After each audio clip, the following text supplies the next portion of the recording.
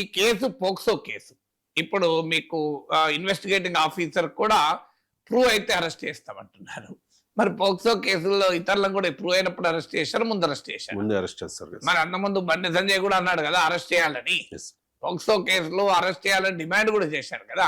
ఇలా మైనర్ బాలిక మీద అత్యాచారం జరిగినప్పుడు పోక్సో కేసు పెట్టారు. పోక్సో కేసు పెట్టినప్పుడు చట్టం ఏం చెప్తుంది?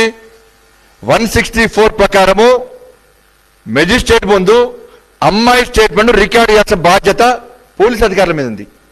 మరి ఎందుకు రికార్డ్ చేయించలే?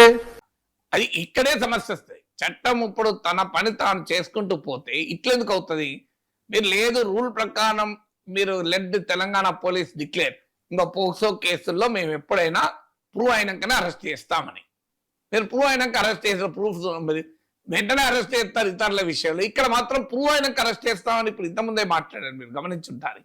లాస్ట్ లో అరెస్ట్ చేస్తారా అంటే ప్రూవ్ అయినాక అరెస్ట్ చేస్తాం. ఖచ్చితంగా ఇది మనకు అతను దొరికితే అతనికి ఆఫెన్స్ ప్రూవ్ అయితే మేము ఖచ్చితంగా అరెస్ట్ చేస్తాం. అతనికి ఆఫెన్స్ ప్రూవ్ అయితే మేము ఖచ్చితంగా అరెస్ట్ చేస్తాం. అఫెన్స్ ప్రూవ్ అయితే జైలుకి పోతాం, అరెస్ట్ కాదు. అఫెన్స్ ప్రూవ్ కావాల్సింది కోర్టులో కదా.